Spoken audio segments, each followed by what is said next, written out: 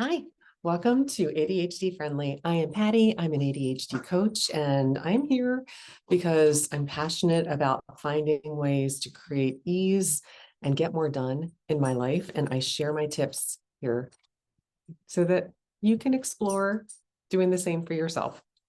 This is episode 211. I am recording solo today. Becca is sick, so I've got my 3 dogs in here.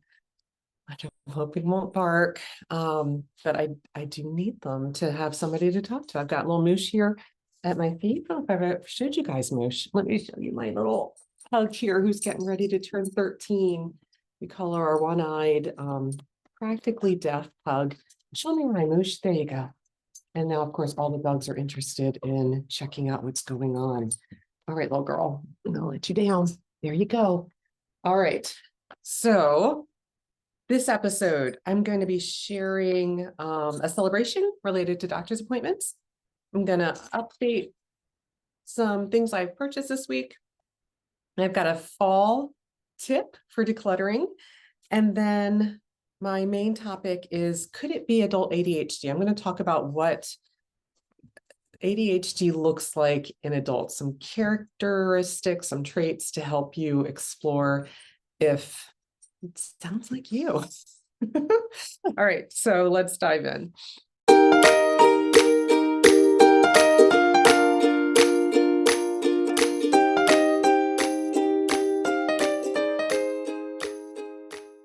Let's start, as always, with a celebration. I am celebrating that I got my 2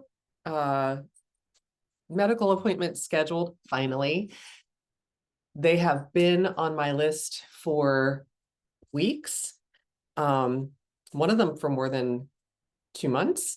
And I just have such a hard time when I have to make a phone call. So one was a new doctor that I had to call the office. I couldn't go online and do it. And the other, I was rescheduling from the trip I took with my husband that I had to cancel. And I canceled online, but I wasn't able to reschedule online. So I had to call both. And I put it off, I put it off, and I put it off. And I finally used some of my hacks to make the initial call, which the easier one was with my existing doctor just to reschedule. And so I pulled up my calendar, I had my insurance card with me, and just dialed the number. I knew once it rang, I'd be good. And that I just needed to have those things in front of me. And the thing is, once I got that one done, I wasn't intending on doing the second call, which was with the new doctor, but I used the momentum. You can probably hear my Moosh barking in the background. I used the momentum to go ahead and call the second office and just, was shocked. I had both of them done in 14 minutes total. And that was with like time in between thinking about, okay, what else do I need to know if I'm going to call this other one right away?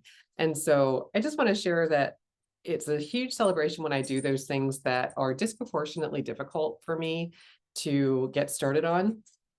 And when I get them crossed off my list, it's not only a task I crossed off, it's a huge toleration that I am no longer facing every day as I roll it forward to the next day's list day after day after day for weeks. So that's huge. What I purchased this week, it's in my pocket. I'm like, where did I put it? It's in my pocket. I purchased this little guy. It's Aquaphor, but it's in stick form. It's called a healing balm stick because it is finally getting colder here. And I tend to wear socks all winter long, and they can really dry out the skin on my feet. And I don't like that feeling of dry skin. So I typically will take regular Aquaphor, and it just makes such a mess to like rub it on my feet. And it's funny because I thought of this, wanting this before it existed. Anyway, I digress. I'm back to my Aquaphor healing balm stick. I got this from Amazon. It was $8.39. It just rolls up and you can just, wipe. It's just lovely. The other thing is, if you color your hair, I don't think it says this, but I did, kind of like put it around my when I was touching up my hair so that it wouldn't stain my skin. So kind of like alternate uses, because I was doing that with the tub of Aquaphor before, but this is so much less messy. So I am loving this, and I know this is going to be one of my favorite things this year because it was something I wanted before it was even invented, and now that it exists, I couldn't be happier. So, Aquaphor, thank you so much for taking care of my need and making it into the way that I always envisioned it would be amazing. And it is. No more dry skin on my feet. Lovely. Okay. Now for my tip of this week. And this comes from an article I read last week in Good Housekeeping, where they highlighted things that are really helpful to go ahead and declutter in the fall. And since I'm focusing on decluttering in my ADHD-friendly membership course, I thought I just love the structure that a list brings. So I wanted to share some of the ideas that they had that I hadn't even thought about decluttering, but I did realize it could be helpful to do them during this busy season. So here are some things that weren't on my list that could be helpful if you're also looking to declutter some areas in your life. Decluttering old towels and linens. If you're going to have company at all during the next couple of months, I love this. Like, just go through, and anything that is never being used, it's like in the back, shoved in the bottom. Go ahead and animal shelters love them, donate them. They can be turned into rags. There's so many things that we can do with those things. But if you don't ever use them for their original intended use, maybe time to let them go. Wire hangers is another thing. I don't have any wire hangers. I've kind of processed through and removed all of those back years ago when I worked at the Container Store. But my husband gets his dress shirts dry cleaned, and he just accumulates a lot of them. And so now he's probably got, an area at least this wide in his closet that is just empty wire hangers. And so I love the idea of just grabbing the wire hangers and recycling or dropping them off at your dry cleaner, because they will take them back. At least ours does. And replace them with wood, velvet, or plastic hangers, because they do extend the life of your clothes. They're much more friendly. They don't bend. They hold the shape more nicely. I like the velvet ones myself because they don't slip off and they don't take up as much room. They're very narrow, so I can fit more things in my closet without them all being jumbled together. So I get mine at Costco or Sam's because they're cheaper in bulk. I think they come like in a 50 pack, and I don't remember the price, so I don't misquote it, but I know it's not over 20 bucks when I buy them. The other thing that they recommended doing is freezer items, decluttering your freezer and making space for all those leftovers for the holiday season. So get rid of anything in the freezer that either you don't know what it is, or you don't even know how long it's been in there, or it's just clearly freezer burned. Making space for yummy things to go in there this fall. And two more things. One is another food item, expired pantry items. So again, as you're preparing to cook and bake and really like make some yummy food this fall and over the holidays, look for any expired food, spices, seasonings, or canned goods. I tend to hold on to canned goods and lose all sense of how long they've been there. And when we're shopping, my husband might say, hey, do we need, I'm like, no, we've got like plenty of that, but I didn't realize it expired like 2 years ago because we never used it. So just something to, think about again, just to see. What I like about it, if you're clearing them out, you can make a list of what you need to replace, so that it's not going to be something that you realize when you go to make something, you don't have the ingredient because you tossed it. Definitely write it down so you have a plan to replace it. And then the last thing is summer gear. So as we're transitioning to this cooler, lovely fall weather, maybe letting go of bathing suits that you didn't wear this season or the last 2 or 3 seasons, beach gear that is damaged or you no longer use, outdoor games and toys that are either missing parts or your family just doesn't play with them or doesn't use them, worn out sandals and beach shoes, like those wading shoes, anything that it no longer fits, it no longer works, it no longer is something that you have a use for, you haven't used it in at least, this past season, if not the last few seasons. Go ahead and let it go. Either toss it if it's, unusable, or donate it and clear up some space for new things, or just enjoy the less cluttered space from the other things being let go. Some other things to consider, and these are things I was already decluttering, but in case you want to add them to your list, Halloween decor. If you celebrate Halloween and you've decorated and you realize you didn't even put anything, certain things out this season, let those go. If they're no longer being used, why continue holding on to them and put them back for another year? Fall and winter clothing. So again, if this is what I do, I tend to like take out my fall things and just put them away without noticing, like, I never wore this last year. I haven't worn this in years, or I don't even like this. Like, I like to ask myself, if this was in a store right now, would I buy it again? If the answer is no, I need to let that go, because why am I holding on to something that I wouldn't even choose again? So just, something to think about. Going back to Halloween costumes. If your kiddos, or if you have, your adult costumes, if you aren't wearing them anymore, donate them, let them go.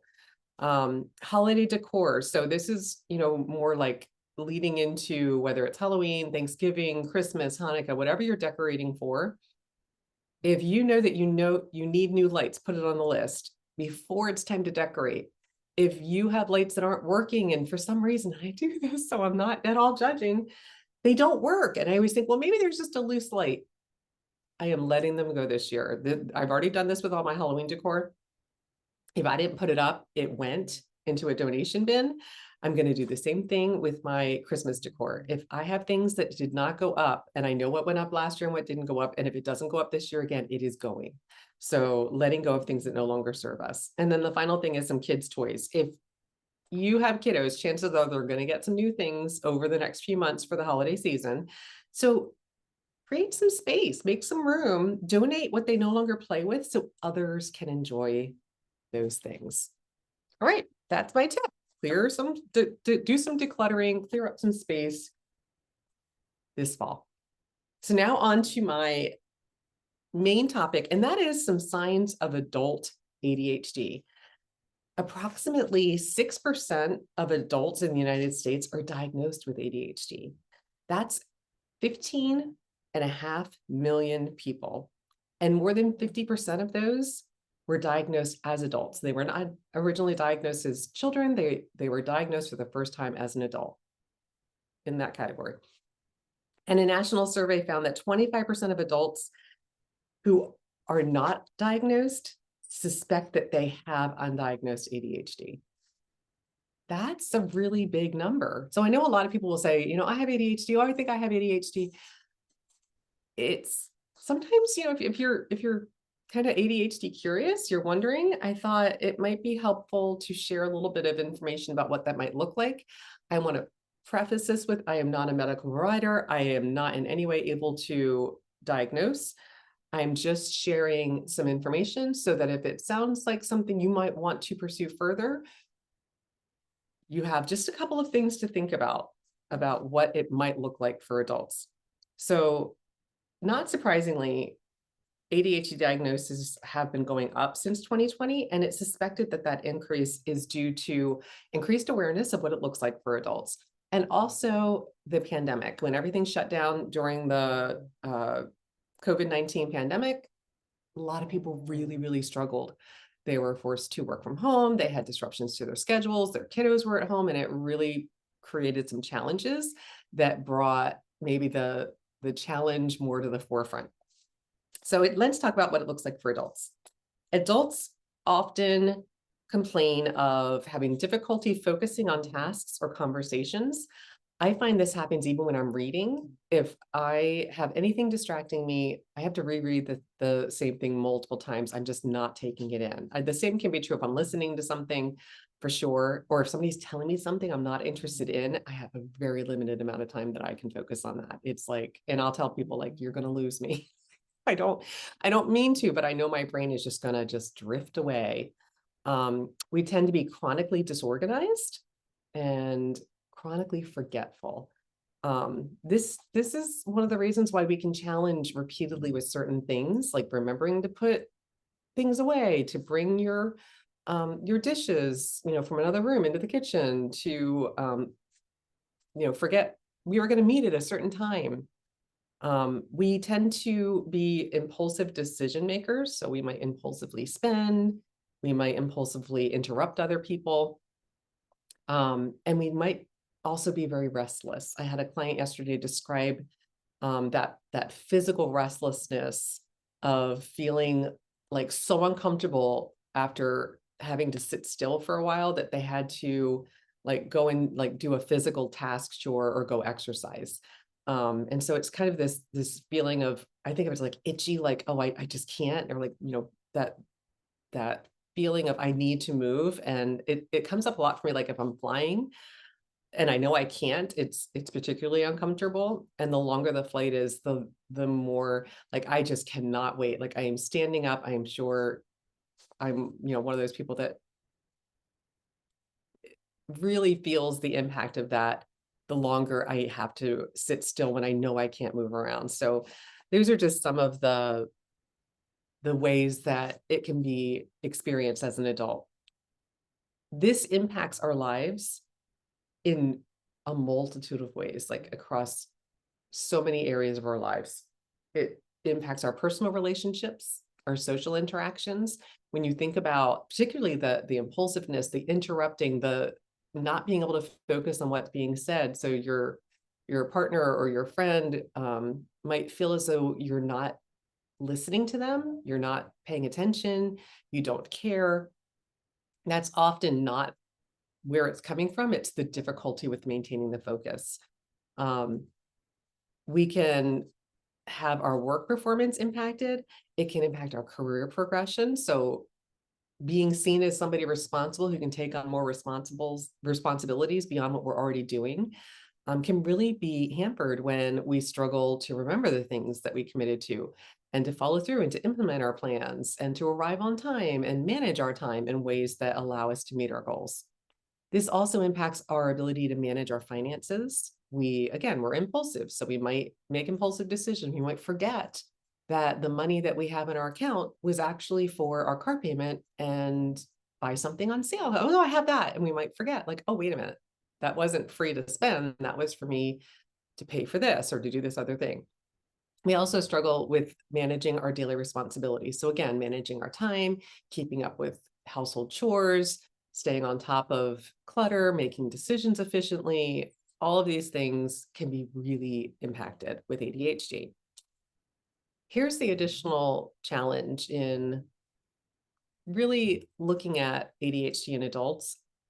And the additional layer is that it looks different often with men and women. So males and females can look and present differently with their ADHD challenges. So for example, for the impulsivity, for a male, they might be impulsive in their conversation, say things quickly, be quick to jump in, but they also might be more likely to engage in risky driving. And for females, we might impulsively shop or say no to something that is a commitment that feels like it would be hard for us to follow through with. And I know, like for me, I'll get overwhelmed even trying to think of how I would explain it, because a lot of people say, well, oh no, why not? You got something going on. And it's like, I can't even put it into words why I have to say no. I just know I can't do it, but I don't know how to explain that in a way that lets them know, like, I would love to, I just don't have the capacity. Now these days I would say that, but back in the day before I knew I had ADHD, I didn't even know how to explain it. I just felt like I can't say why I can't, because that just makes me sound like an idiot. Like, I'm sorry, but it's how I felt at the time. I now know that that's not true, but it was really difficult to commit to things. And it was sometimes even more difficult when I said no to them because I knew I wasn't going to be successful with it. With organization, men tend to have like more of like a messy desk, piles of paper. It doesn't mean that women don't, but we might have more trouble like overloading our calendar, like too many things going on. For men, hyperactivity is maybe like difficulty sitting through a meeting. They might fidget more. For women, we might feel a little bit more on edge. We might have that mental restlessness. Like, hello, yes, that is absolutely, again, there's overlap, but these are just more trends that women can feel more than men. And of course, it varies with hormonal levels. So our hormones definitely impact how our ADHD is being impacted and showing up for us in not so fun additional ways. So I wanted to share some common everyday examples of what ADHD might look like, because if you're anything like me, I hear a list and I'm like, okay, but what does that actually mean? So here are some real examples. So at work, we might, again, have a cluttered desk where we can't find things. So if somebody comes in and they're like, hey, do you have that memo that went out? Or do you have that thing I gave you? And I know I always feel like a deer in headlights when somebody asks me for something physical that's paper related. And I'm like, it's now I've gotten it down to it's one of like 3 places, but it's very uncomfortable. Like, I'm like, let me go find that. I don't want you to see me looking for it. Even that's true to this day. I'm better at knowing generally where it is, but I have my own system. I just leave me go, I'll find it.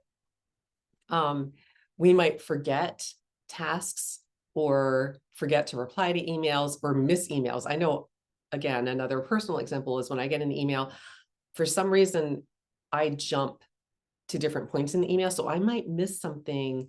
I don't like them when they're written in paragraph form. I need bullet points because I will scan it and I might miss a detail. If it's like, give me 3 instructions in 1 sentence, I might get 1 or 2 of them, but I'm probably not going to get all 3 of the different points.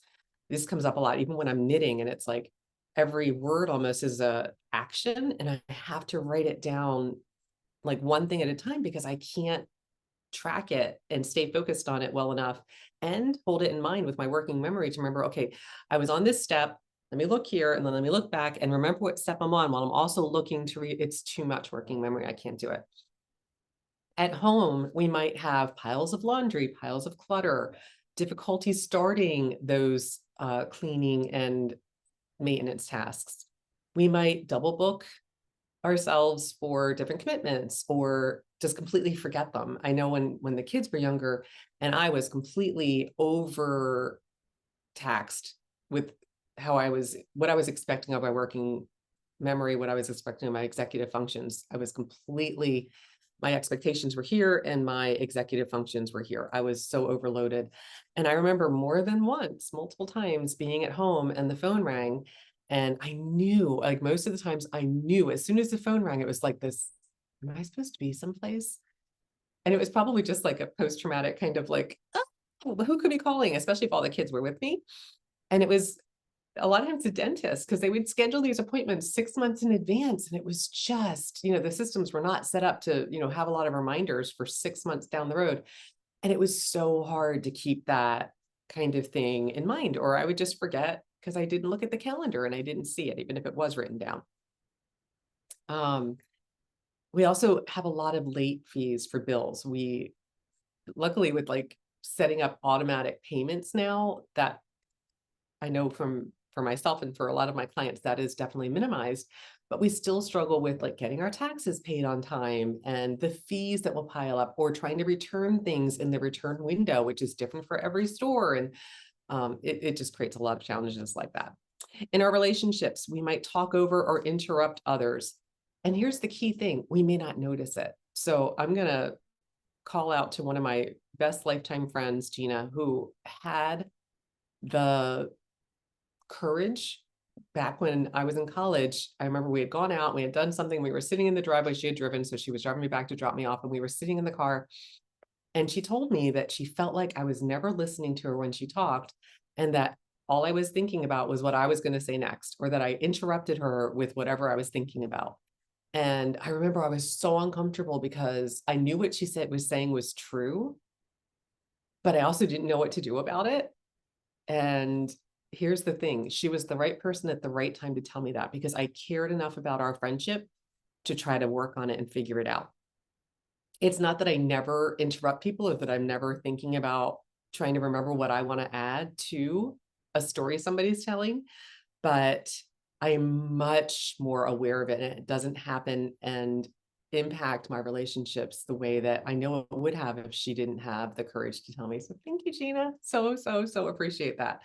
But that gets in the way of a lot of our relationships when we are feeling that, need to say something, or we're just impulsively jumping in. And sometimes we'll jump in and we'll say something that I know I've ruminated about this many times in public, where I'll like say something and then I'm like driving home going, why didn't I just sit quietly? Why didn't I just stop talking. And that can create a lot of challenges. I always say the struggle is real. It really does show up in these different, very, very negatively impactful ways at times. We can also forget birthdays, conversations that we've had. This happens more and more as I'm getting older, or my kids are like, Mom, we saw this. I'm like, we did? So if I'm watching it with them and it's not something I'm genuinely interested in, I am knitting at the same time. Like I am finding something else to put my brain on because I can't tolerate certain things that they want me to watch with them because they're just not my thing, but I want to spend time with them. So I'll watch it, but I won't remember it. Or we'll forget important dates like anniversaries or, get-togethers or somebody else's special day.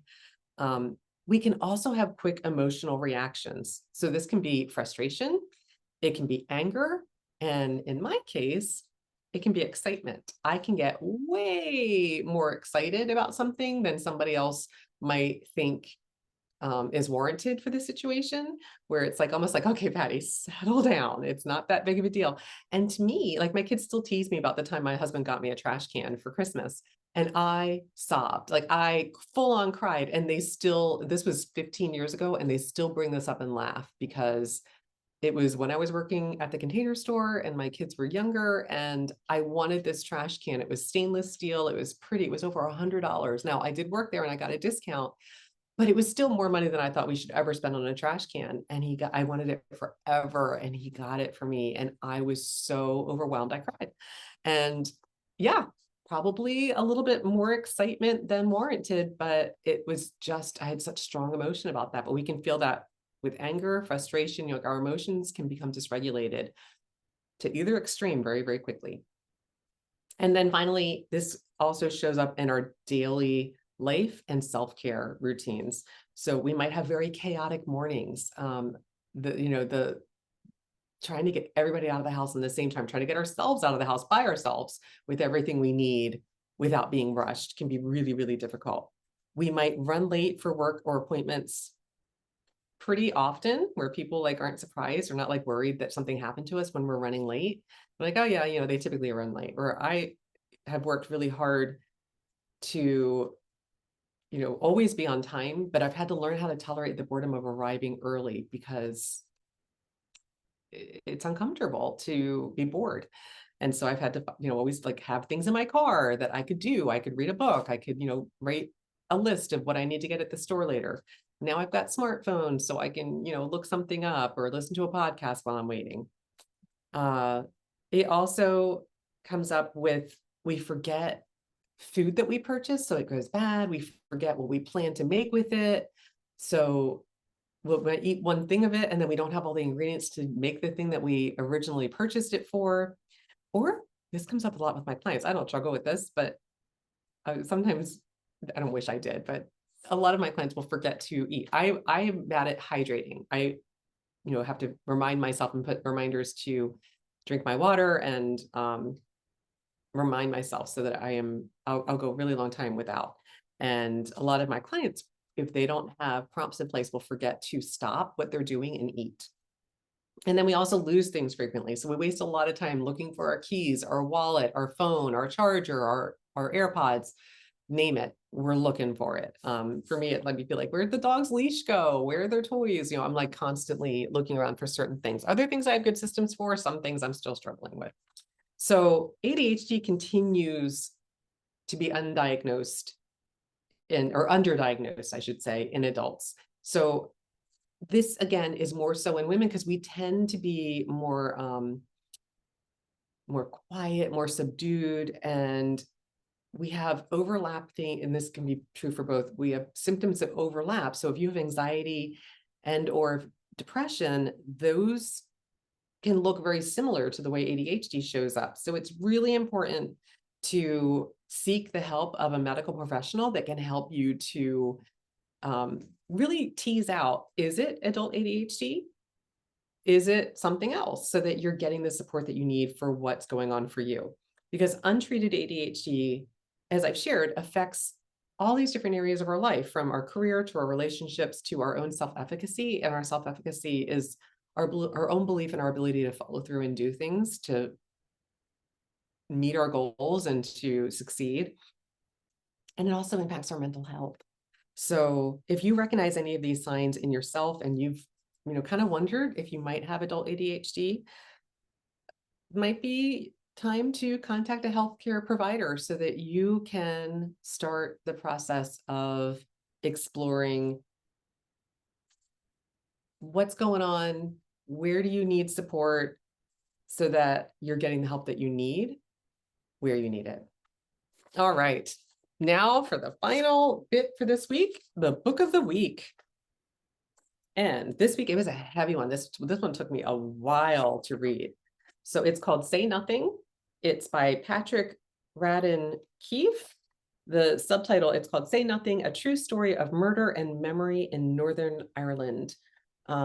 This was a nonfiction book, very heavy, not light reading, but I read it because it was one of the books that was listed as one of the best nonfiction books that read like a novel. And I like those types of nonfiction books where it's not just like one detail after another. It was a very good book. Let me see what I wrote. So I wrote, it's a true crime story that weaves history, politics, and personal stories together to explore the troubles in Northern Ireland and its haunting aftermath. There's a series on Hulu. Apparently it was originally on FX that's called Say Nothing as well.